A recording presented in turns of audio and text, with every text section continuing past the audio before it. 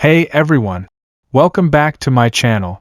The video shows how to change the hotspot password on an Android device, using a Samsung Galaxy A51 as the example. First, you open Settings. In Settings, tap Connections to find hotspot options. Go to Mobile Hotspot and Tethering.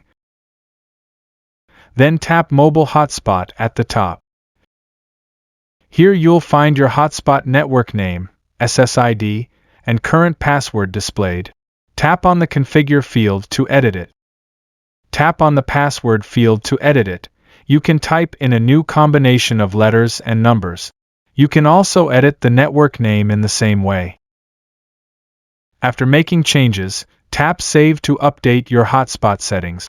Alright, that wraps up today's tutorial. I hope this guide was useful for you. If it helped, make sure to hit the like button.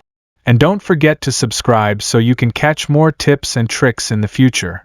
Thanks for watching, and I'll see you in the next.